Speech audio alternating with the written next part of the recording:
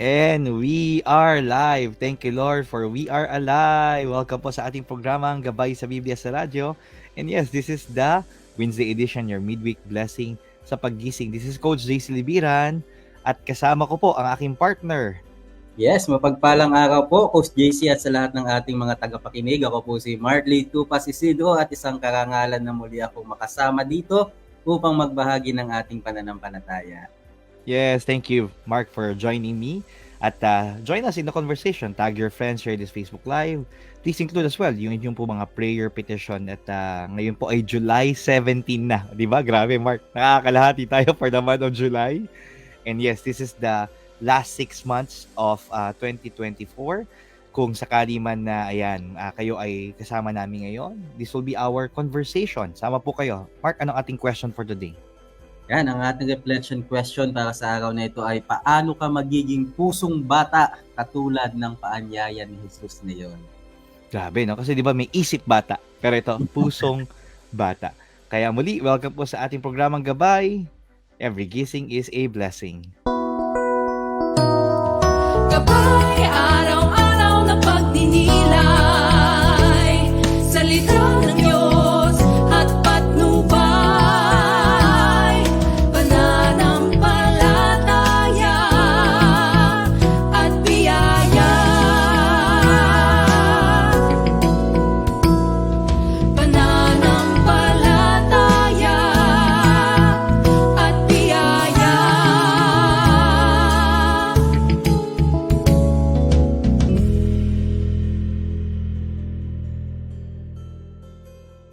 Hello everyone, and good morning dito sa Pilipinas at maaring sa ibang time zone, Mark, dahil sa hindi lang naman tayo Luzon, Visayas, Mindanao, but all around the globe.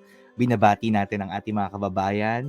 Maaring good morning, good afternoon, good evening, at muli maraming salamat kapanalig dahil kayo ay kasama namin ngayon. Feel free to join us in the conversation. At ito ang ating kwentuhan para sa araw na ito. Paano ka magiging pusong bata katulad ng paanyaya ni Jesus ngayon? We're just waiting, Mark, no, sa ating mga kaibigan from Radio Veritas, no? Kung tayo ay live na. Still checking it. I think we're about just to go live there. Pero, brother, tamang-tama, no, na ito ang usapan natin. I'm sure we have so much to share. Ayan, naka-on-air na po. So, binabati natin ang ating mga kasama sa studio. Si Kenneth, si Kuya Jervy. Thank you as well, no, for joining us. And again, feel free to tag your friends, share this Facebook Live. Ang ating kwentuhan, no, ay may kinalaman sa pagiging pusong bata. Ayan. At brother, as we start yung ating mga conversation, may mga pumapasok na mga pagbate, may mga prayers, may mga nagtatag ng friends. Ayan, salamat sa mga nagpapadala ng likes, ng heart reacts kay Rosby, kay Maylen. We also have here si Des, si Randy Vidal, and then, ang ating mga avid followers, no? Si Boring, si Randy, nag-share ng mga panalangin nila. Tako, thank you po. Sa DZRV846, no? Tingnan ko kagad as early as now. Yung mga, bumabati sa atin. Sige, checking it out. Ayan, I'm seeing it now, no? In my other device, no? So, I'm seeing here si Laina from San Miguel, Bulacan. Kay Feds, no?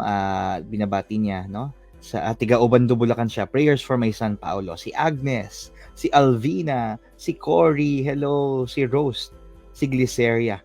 Ayan, good morning po. Every gising is a blessing from Binondo, Manila. Nako, magandang balita, brother, kasi kaka-launch lang natin itong nagdaang weekend ng Feast Binondo, no, with Brother John Ben Rodriguez. Kaya, Glyceria, meron na tayong feast dyan, no, sa Lucky Chinatown, sa Chapel, no? Every second and fourth Saturday, 3 p.m. May misa na. Start muna ang feast, tapos misa yung last part, no? Ganda. Ayan, si Rosalinda from Cainta, Rizal. Si Mags. Sige po, keep your comments coming. Si Maria Divina. Ito, feel free, brother, to do shout-outs now sa YouTube platform. Yes, dito sa Light of Jesus Family Facebook page, umabot ng pagbati si Sister Cathy Kalamlam, si Sister Beth Moldes Bunao. From North Caloocan, yes. And then, si Dari Plantado, no? Futuban po, PNR watching. Nako, salamat po sa inyo, no? For those of you who are joining us right now. Sige po, tuloy-tuloy lang natin at join us in the conversation. Paano ka magiging pusong bata katulad ng paanyaya ni Jesus ngayon. At tayo ay live na ngayon, no, brother, sa Radio Veritas 846.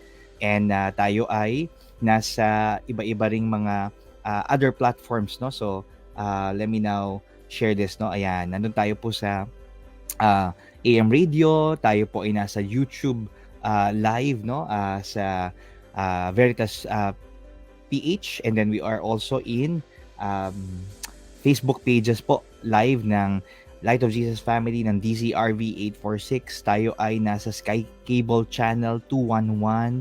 And again, possibly you're joining us live o kaya later on, no, on Team Replay. Kaya thank you for joining us. And ang gabay, no, ay Mondays to Fridays 5 to 5:30 ng umaga Philippine time. Kapag Sundays, it's 8 to 9 o'clock ng umaga. Kaya simulan na natin ang bawat umaga ng may ngiti at pag-asa. Every gising is a blessing.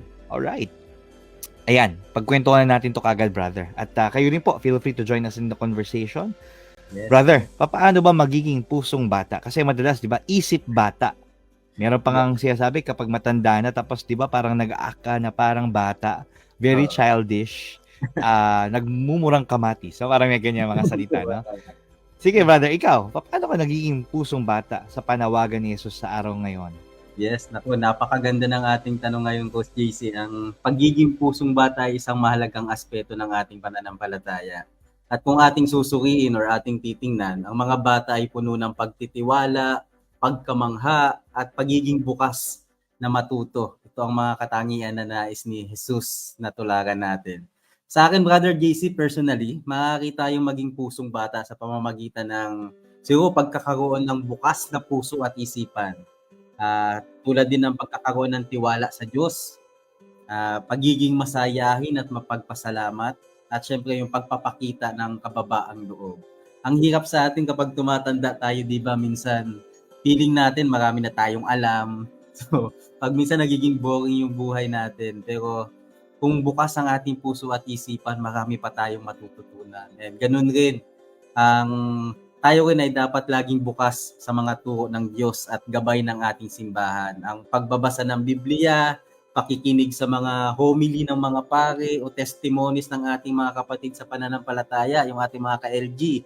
Yan, ilan lamang sa mga paraan upang mapalalim ang ating pagkaunawa sa ating Panginoon. Yan, personally, yan yung aking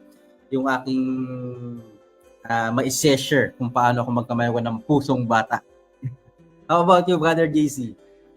Thank you so much, brother. We need to be reminded by that, no? Ako, definitely, I always go back to our values na Light of Jesus Family. Si Brother Bo Sanchez, no, would always say, it's always love and humility.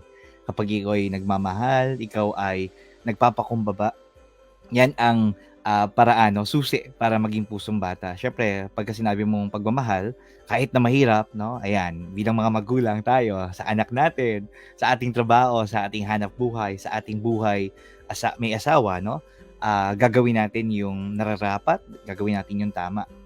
On the other hand, may mga pagkakataon rin na nagkakamali, nadadapa, at kailangang matuto, no, sa pagkakamali. Kaya kailangan rin aminin, no, na ito yung mga area na pwede pa ako mag-improve, no, mag-grow. Kaya kailangan ng humility, and part of it is just surrounding yourself with people na iniintindi ka, sinusuportahan ka, ginaguide ka, no. Kaya parang ito sa ating ginagawa ngayon sa gabay, every time we tune in, nakikinig, nagbabasa ng mga devotionals natin, ng salita ng Diyos araw-araw, isang paalala talaga na ito ang pagmamahal ng Diyos, no? At dapat ating tanggapin. At syempre, kung may mga area ng buhay natin na kailangan baguhin, ayan, dyan tayo magpapakumbaba. At Lord, mahina ako, makasalanan ako, I need your grace, no? Kailangan kong grasya mo. Kailangan ko ang pagkapatawad, ang awa at habag ng Panginoon. So yun, yun ang sikreto ko, no? Kahit na may mga pagkakataon pa rin tayo ay nadadapa, no? Magiging pusong bata kapag mayroong pag-ibig at mayroong pagpapakumbaba. So mga panalig, nagbahagi po kami, no, ni Mark. Feel free as well, kayo rin magbahagi kayo at mag-share, and we're excited and looking forward sa inyo po mga comments. Babasahin pa natin yan, yung mga pumapasok na mga comments, at salamat po sa inyo. Manalangin po tayo, and let's bring before God ang inyo po mga prayer petitions. In the name of the Father, and of the Son, and of the Holy Spirit. Amen. Let this be our prayer, our feast declaration of abundance. Sa araw na ito, tinatanggap ko ang lahat ng pag-ibig ng Diyos para sa akin Sa araw na ito, ako'y nagbubukas sa hindi masukat, walang hanggan at nag-uumapaw na kasaganaan ng Diyos sa buong sanlilikha. Sa araw na ito, ako'y nagbubukas sa biyaya, kagalingan at himala ng Diyos. Sa araw na ito, ako'y nagbubukas sa salita ng Diyos upang ako'y maging kahalintulad ni Jesus araw-araw. Sa araw na ito, aking itinatanghal na ako ay mahal ng Diyos, ako ay lingkod ng Diyos, ako ay makapangyarihang kampiyon ng Diyos. At dahil ako'y pinagpapala ko ang mundo, sa ngalan ni Jesus, Amen. Sa pagkakataong ito, tayo po ay dadako sa ating kwentong gabay. At para sa ating kwentong gabay, babasahin to sa atin ni Brother Mark.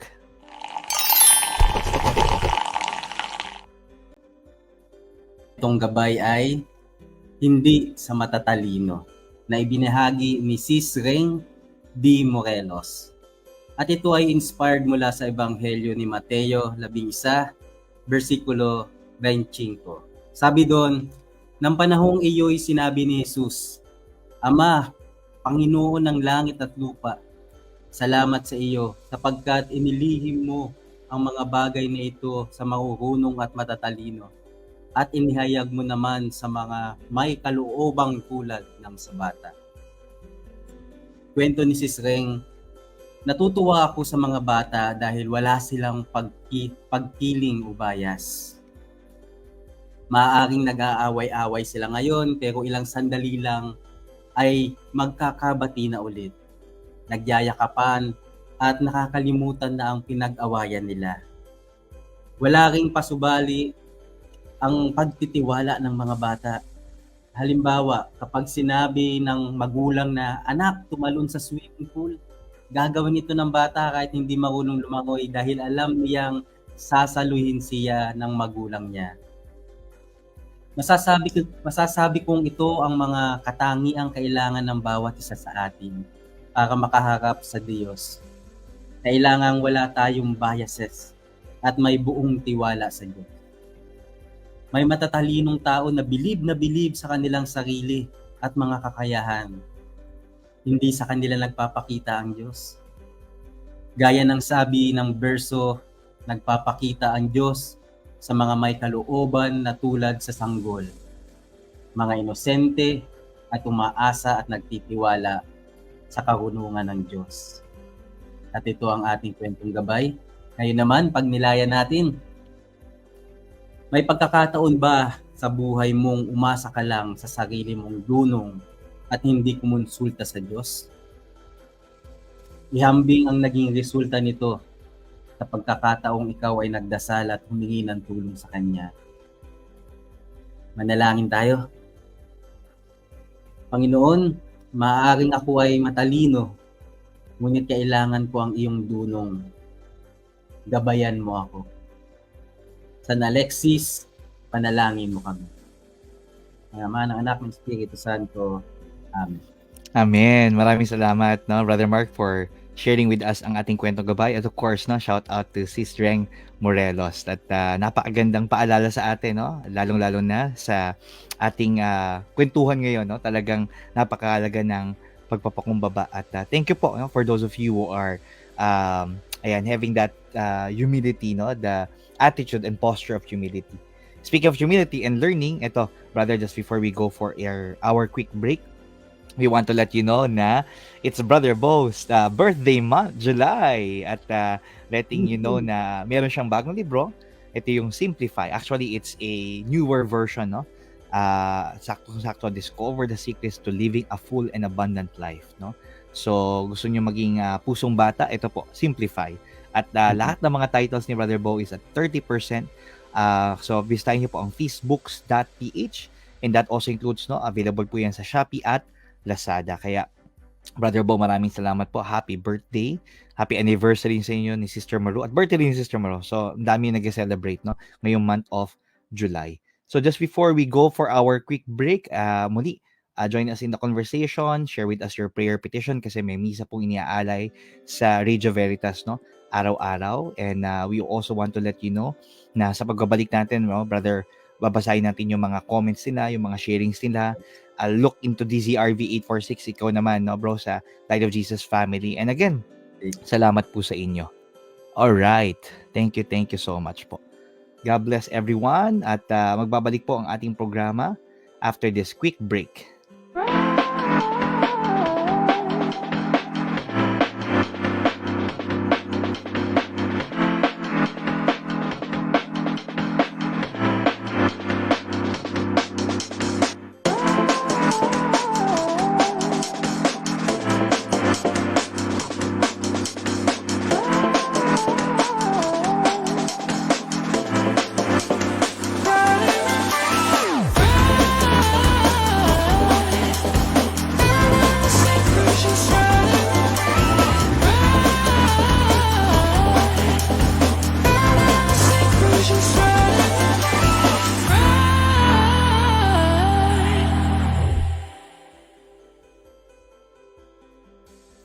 Welcome back, welcome back, welcome back. Ayan, Brother Mark,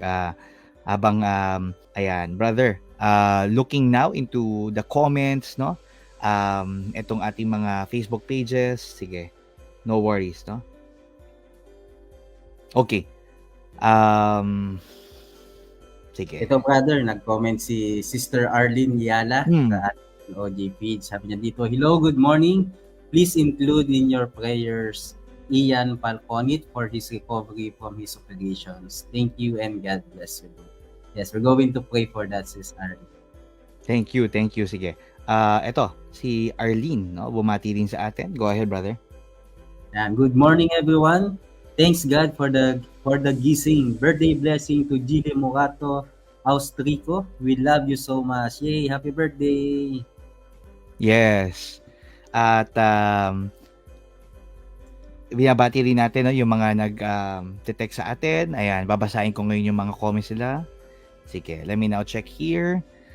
We have si Kapanalig 5603. Good AM, Coach JC, Brother Mark. Thanks God for this blessed day. Please include in your masses ang prayers, no, for the family, my husband, children, my loved ones, especially grandchildren, healing, good health, safety, protection, financial blessings. Salamat po, Nanay Dulce. From Las Piñas, we have 8278 Kapanalig. Please pray for my son's miraculous healing and safety, among others. No, thanks. Mike of Rizal. Si Kapanalig 1500. Pakisama po sa banal na misa, souls of Melchor Venturina, Leonidas de Jesus, and ayan, Jesus' name. Amen.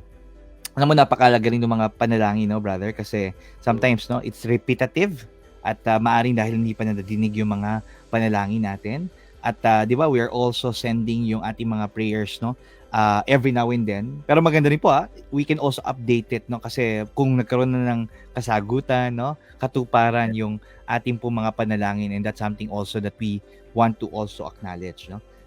Ito, I'm seeing here, may mga pumapasok na mga comments. Si Arlene, thank you po, no, for, ayan, we're gonna pray for Ian at recovery of preparations. Ito, brother, nag-share si Boring. Go ahead. Yan, minsan tayo ay may ugali na minsan tayo ay nagmamarunong, kundi nagmamarunong ay napaka-utak naman minsan. Minsan sila ang nanlalamang o tayo ang nanlalamangan. Subalit ang ating Panginoon hindi nakahanay sa mga matatalino. Subalit alam na alam niya ang ating mga problema at ating mga suliranin na ating dinaranas o hinaharap sa buhay natin araw-araw. Amen. Thank you for sharing. Thank you. Sir Bobby.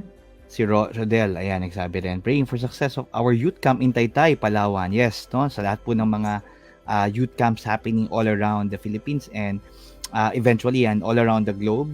Pinapanalangin natin. Napakalaga talaga ng mga kabataan natin, no, sa panahon ngayon. Dahil sa, di ba, normally, we box them with, ganito mga kabataan ngayon. Pero, ayan na nga, we're gonna give them an experience, no, just like the youth camp, that choose a life that you'll embrace, no? Binibigyan natin sila ng pagkakataon at yun ay pagkakataon piliin si Lord, no? Wala nang iba pa. Si Dari, ayan, itong sabi niya. Go ahead, bro. Yan, sa pamagitan po ng pagtiwala sa parents. Yan. Yan. Itiwala sa mga parents natin, dapat ganun rin tayo sa ating Panginoon. Yes. Okay. So, I'm seeing here, may mga pumasok pang mga comments sa DZRV846. Sige, let me now check it, brother. do this first. Sige, go ahead, Mark. Ayan, ito. Si Maria Dasa, panalangin para kay Andrea. Um, sabi niya, Marasigan, Andrea, at John Paul sa financial blessings para makabili ng bakal para sa paa at maoperahan. Ayan. Sino pa ba? Ito, si Remy. Ayan. You can. Ayan. Tignan ko dito may mga pumasok pang comment. Medyo nag-a-adjust lang eh. Okay. Si Maria Diza, Alfonso family, misa ng pasalamat. We have here si Jasmine, DZRV 846, Veritas, God bless you all. Si Merlinda, laging maging bukas sa lahat. Kaya ng pagbabago, sa trabaho man o sa bahay. Unahin muna ang Diyos bago ang lahat. Tiwala sa Diyos kung kaluluwa at pag-iisip upang maging maayos ang lahat. Tingnan natin kung may comments pa pumasok, brother, ha?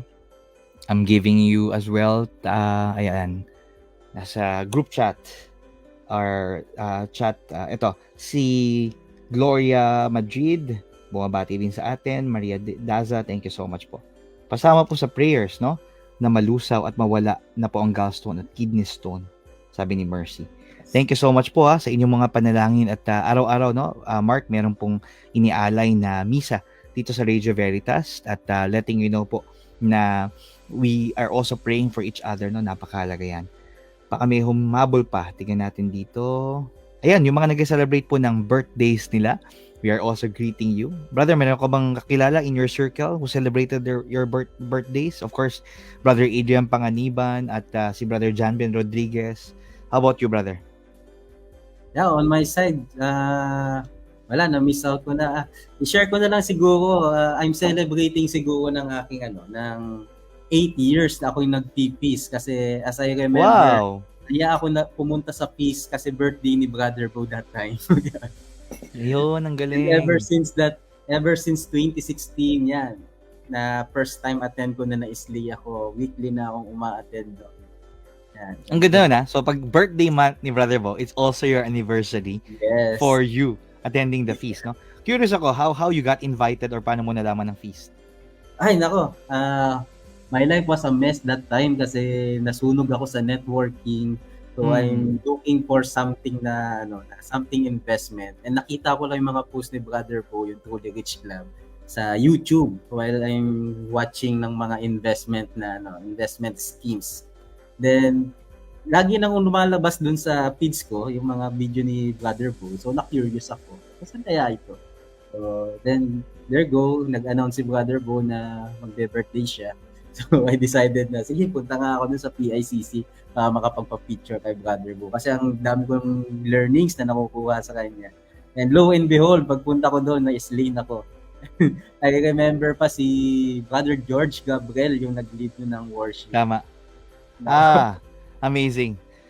So we celebrate, no, you coming to the feast, and to those of you who haven't experienced it, we want to invite you as well, no, to our feast, no. Pistahin niyo po ang feast.ph, feast.ph for all the locations, schedules all around the globe, all around the Philippines. Ayan, brother. At this moment, no, just before we thank people, no, for their support sa Biyaya sa Radyo, muli, no, welcome sa ating programa, no, nagabay at alam natin, no, na bawat umaga ay may panibagong pag-asa at every gising is a blessing. So thank you po for tuning in, no. Sa feast po, ang ongoing series natin, Mark, ay Rested, Discovering the Sabbath. Napakahalaga po talaga ng rhythm of rest and yun nga, giving our time sa ating mga relationships, lalong-lalo na sa Panginoon at sa ating mga mahal sa buhay. At yan ang ongoing po pinag-uusapan ngayon, no? Sabbath practices, no? Ang sabbatical year, ang jubilee year, yung mga festivals. Pero it's about celebration, it's about rest and restoration. At palagay ko kahit naman noon pa yan, paalala pa rin sa ating lahat ngayon kasi ang daming mga taong overworking at under living. Kaya ang sagot ni Lord, ang antidote niya, Sabbath, Shabbat. Yan, para sa atin yan. And speaking of celebration, we want to let you know as well, sa inyo pong pagbibigay, suporta, panalangin, ayan, may Feast Binondo na po tayo. At ang Feast Manila celebrated 15 years, no? I also started there, no? Mamaya, we'll have our Feast U-Belt, no? Kaya maraming salamat po sa Biyaya sa Radyo. Ano ba ang mga natutulungan ng Biyaya sa Radyo, brother? Yes, ito yung ating mga Peace Mercy Ministries. Isa na dyan yung Anawin, Hikers, Ayan, madami nakikita natin sa ating screen. So, Yes. kumakatok po kami sa inyong puso at ayan, pagiging pusong bata is mapagbigay. So, yan, Tama. magbigay tayo. Thank you po no sa inyong pagbibigay, and just to give them an idea, sa Anawim po no ang ating home for the abandoned elderly or home of God's poor, kaka-celebrate nila no ng anniversary. Alam niyo po no na per lolo or lola, ang operating cost talaga per month, brother, is 25K. Eh merong 70 residents. Do the math. 1.7 per month po 'yan, or 21 million per month. Kaya napakahalaga po no ng pagbibigay, ng generosity ng mga donors, no? May mga taong nagdo-donate, no? Nag-share ng time, ng talent, ng treasure nila. At muli, maraming salamat po. Isa pa lang yan, no? Sa maraming mercy ministry that we have. Go ahead, brother. Yes, and yan. Katulad nga niyan, yung pagiging bata natin is nakakatulong tayo dun sa mga nangangailangan at tayo pagpapalain talaga ng ating Diyos. So, let's continue the cycle of generosity. So, let's invest in this mission of impacting lives. And So, syempre, para sa... yan, maraming salamat po para sa mga inyong mga suporta, sa biyaya sa radyo. Visit this our Mercy Ministry page. Bisitahin niyo po ang biyayasaradio.com. Pwede kayo magbigay ng one-time giving o kaya ng regular giving. And again, your giving goes a long way. Maraming salamat, and thank you for the love. Brother, we also encourage them no na self-feeder, no? Matapos ang ating programa, meron po tayong Feast app, no? I-download niyo na po, available in Google Play or App Store. So kung Android po kayo or iOS devices, no? This will bless you, and feel free to spread the word about this. The all new Feast app, Feed Your Faith. And we were also encouraging them sa mga kababaihan. Save the date yun na po, August 17, Pure Joy Jewels Conference 2024. Sabado po yan, whole day sa SMX Manila. And again, it supports our Mercy Ministry, in particular Grace to be Born or Jeremiah Foundation din po, no? At nandiyan ang mga iba't ibang ticket prices. May regular premium, merong online, jewelsconference.com. Maraming salamat, Mark, for serving with me, and for those of you who join us today. At ang paalala talaga ay maging pusong bata, no? Saktong-sakto po. At kung sakasakali, ayan, we want to invite you mamaya po sa Feast U-Belt sa Jollibee UST Dapitan. 6 to 8 p.m. po yan, no? Magkita-kita po tayo dyan. At this moment, no, we want to invite you po na manalangin, no? Let's all pray. In the name of the Father, the Son, the Holy Spirit. Amen. Panginoon, maraming po salamat at pinaalala niyo po sa amin kung paano po maging pusong bata. At we will continue to trust in you, and we bring before you lahat po ng mga prayer petitions, no? Provision, nangangailangan ng healing, ng restoration, ng rest, ng provision, ng blessings, no? Whatever it is that we need right now, Lord, we bring it before you with love and humility. And use us as well, Lord, to spread your love and your light to the world. This is our prayer. In Jesus' name we pray. Amen. In the name of the Father, the Son, the Holy Spirit. Amen. Brother Mark, thank you so much for serving with me. High five, brother. High five. Yan. At salamat po sa mga nag-join sa inyo. It was this Coach JC Libiran with Brother Mark Lee na nagsasabing si Jesus ang ating gabay habang buhay. Sumain niyo ang katotohanan. God bless everyone. A blessed Wednesday. And yes, iwan natin sila ng isang quick video para sa ating upcoming feast event mamayang gabi. Ang Feast U-Belt. You belong, you are loved, and you're made for more.